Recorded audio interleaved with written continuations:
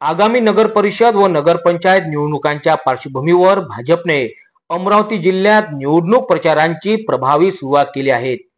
अमरावती जिल्ह्यातील धारणी, चिखलदरा, अचलपूर व अंजनगाव सुरजी येथे 8 नोव्हेंबर रोजी भाजप पक्षाच्या वतीने कार्यकर्त्यांचे मेळावे उत्साहात पार पडले। या मेळाव्यांना महाराष्ट्र राज्याचे महसूल मंत्री तसेच अमरावती जिल्ह्याचे पालकमंत्री चंद्रशेखर बावनकुळे उपस्थित होते। प्रत्येक कार्यकर्त्याने आपल्या वार्ड मधील किमान 10 घरांची जबाबदारी स्वीकारावी, त्या 10 घरांपर्यंत सरकारच्या योजना पोहोचविण्याचे व निवडणुकीत पक्षाची ताकद वाढविण्याचे कार्य करावे, असे आवाहन बावनकुळे यांनी केले।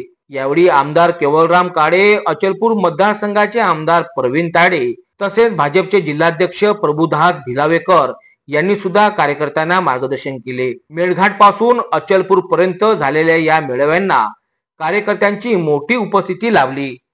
त्यामुळे आता अमरावती जिल्ह्यातील नगर परिषद व नगरपंचायत निवडणुकांकरिता भाजपने प्रत्यक्ष रणशिंग फुंकल्याचे दिसून येत आहेत। सुरू आहे की नाही याची माहिती मी एजीओ तहसीलदारकडून घेतली, त्याचाही मी आढावा घेतला आणि आज चिखलदरा धारणी नगरपालिकाच्या निवडणुकीमध्ये 51% मतं घेऊन महायुती जिंकेल असा निर्धार या ठिकाणी आलेल्या कार्यकर्त्यांनी केला आहे। मला विश्वास आहे की धारणी आणि मेळघाट आणि चिखलदरा या परिसरामध्ये 100% महायुती जिंकेल आणि 3 तारखेला जेव्हा निकाल लागेल तेव्हा प्रचंड बहुमताने महायुती निवडून येईल।